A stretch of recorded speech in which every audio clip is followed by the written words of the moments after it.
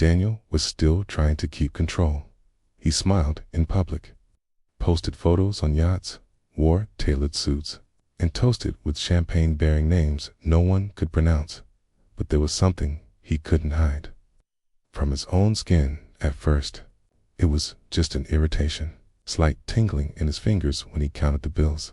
Then a strange heat, as if the money was burning from within, until one day, when grabbing a stack of cash, he felt real pain, as if he had plunged his hand into invisible acid. He dropped the money instantly, but it was too late. There were no visible wounds, no marks on his skin. But inside, something burned. It was as if each transaction left an internal scratch, as if with every payment, a tiny piece of his soul was taken. With a receipt, and even without physical proof, Daniel knew the money was stealing something from him. Not just time, not just peace, but essence. He began looking in the mirror more often, noticed deep circles under his eyes, a paleness that didn't match his hours under the sun. Then came the nightmares, always the same. He tried to pay for something simple, a coffee, a taxi ride, but the money in his hand was crying. Yes, crying, as if it were alive and terrified of being spent.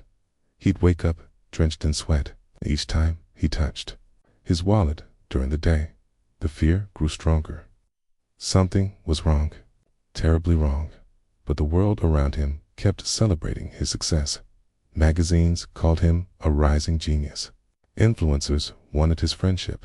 Banks offered him limitless credit, but he knew the more he gained, the less of himself remained. There's no paper contract, no visible clauses, but the price was being collected silently from within. It's like an elegant parasite corroding his soul while the world applauded. Daniel still lived surrounded by luxury. The dinners remained lavish. The car was brand new, the apartment gleaming. But something had changed, and everyone around him seemed to notice it before he did. Friends began to avoid him. First, unanswered messages, then canceled plans, until silence became the norm. No one said why, but when he entered a room, the air seemed to grow colder.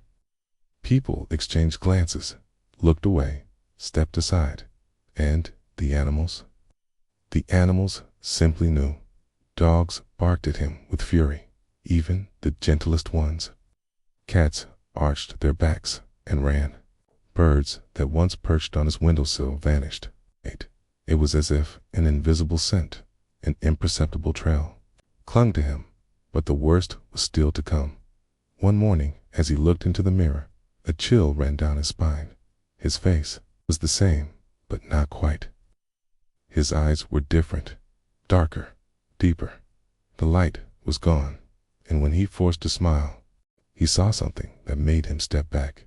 The smile was there, but it wasn't his. It was an artificial curve, hollow, almost mocking. There was no life behind that face. It looked like the reflection of a body that was emptying. He blinked several times, swashed his face, hit the wall, but when he looked again, the image remained. The mirror no longer reflected only what was outside. It showed what was growing inside. The corruption was silent, gradual, and now it revealed itself in the smallest details. Money gave him everything: comfort, power, applause. It never gave him peace.